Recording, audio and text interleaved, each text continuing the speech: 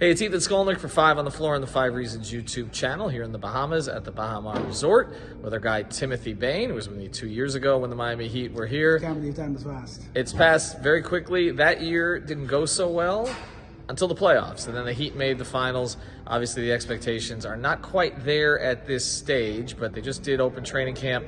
Today, we heard from Erik Spoelstra, Jimmy Butler, Kevin Love, and some others. We'll be putting the podcast up with some of these players, including Kevin Love and Jaime Jaquez Jr. I had some time with them on the side.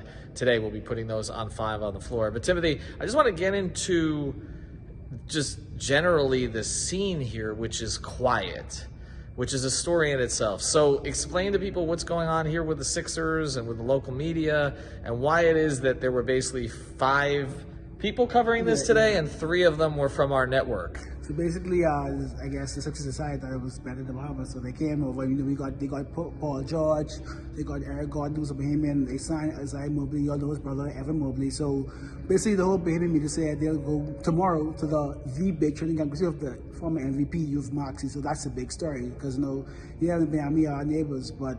Who needs to talk about the Heat this year? It's still bomb. This is yes. You can't say who needs to talk about the Heat. We're a Heat channel, but you're right though. But look, I'm giving you why I'm the only media here. Yeah, that's their thinking. Yeah, well, and I think that tells you what people think of the Heat this year. Honestly, it's not just the Bahamas, but it's in the States also, where they're perceived to be somewhere between kind of 6 and 8 in the Eastern Conference, clearly behind Boston, clearly behind New York, clearly behind Philadelphia, maybe behind the Bucks. Maybe behind the Bucks. I'm not as sold on the Bucks as some others. Everyone loves the Pacers. I don't know why. I don't know why they like Pacers. To me, are the team that's going to drop, and then you got the Magic and the Cavs, and so then you kind of got Miami fitting in there. And I even talked to Kevin Love about that today, and he basically was like, "Who gives a bleep?"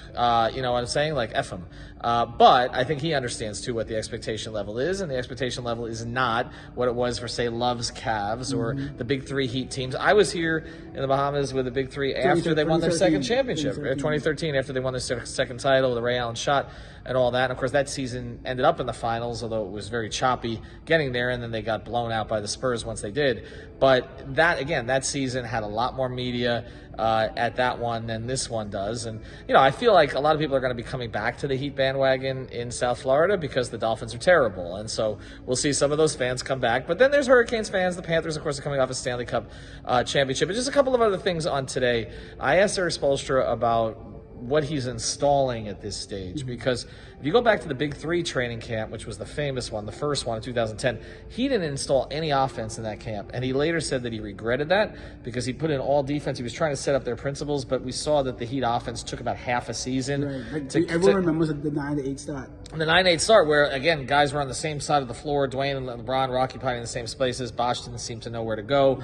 They figured it out ultimately enough again to make the finals before LeBron. I don't know what the heck LeBron happened. Well, we could do 20 minutes on that in the 2011 finals. But anyway, he said he's putting in both, basically, that they're trying to get the offense going. I think the offense right now is more important. The defense with this team is always going to come. I know they don't have Caleb Martin back. They don't have DeLon Wright back.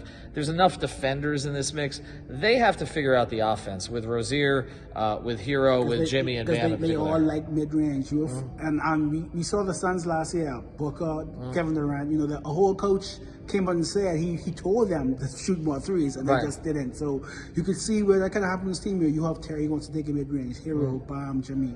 Yeah, they all do. And even Josh Richardson said last year he had trouble kind of finding his spots on the floor because he likes to get in the mid-range also. That'll be on one of the podcasts we post here. But again, you're not going to get a ton of information of these training camps, but you're just trying to get a vibe, a sense of the team. I will say this about Jimmy Butler. First thing is a great clip in here where Timmy asks Jimmy a question. The "What are you saying?" clip. I think we may play that many times, totally out of context the entire season.